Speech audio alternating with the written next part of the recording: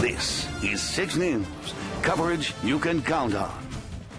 As we continue into the month of March, it's actually recognized nationally as Colon Cancer Awareness Month.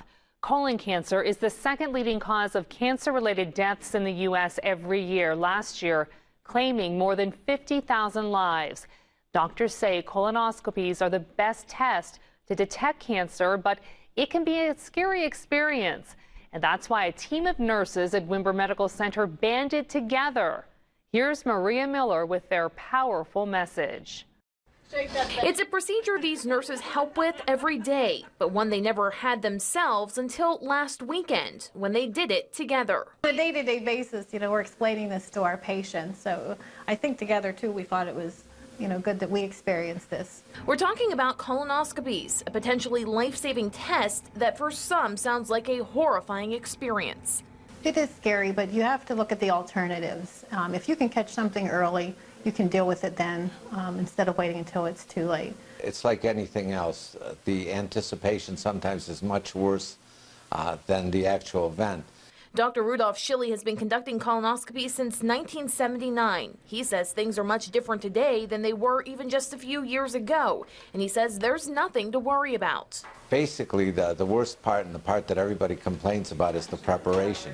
Drinking the liquid is treated like it's some horrible thing.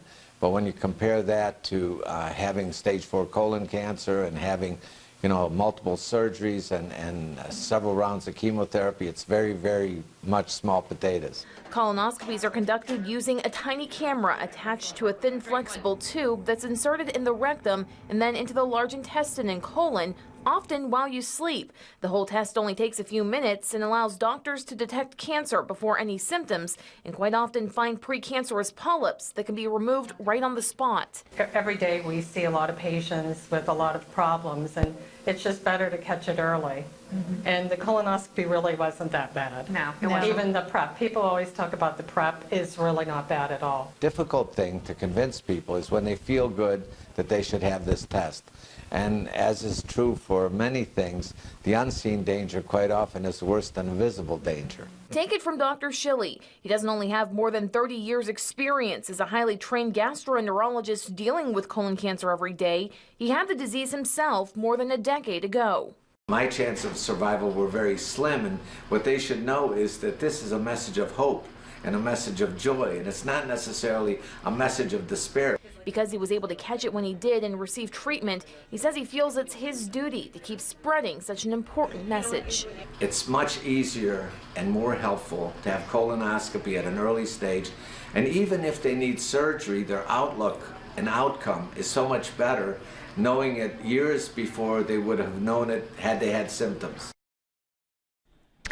And here's what you need to know. Basic screening guidelines suggest white adults without family history, they should start screening about the age of 50 and then again every 10 years. For African Americans, the numbers are a little bit different. They should start between the ages of 40 and 45. That's because doctors say studies show they tend to have a worse colon cancer risk and survival rate.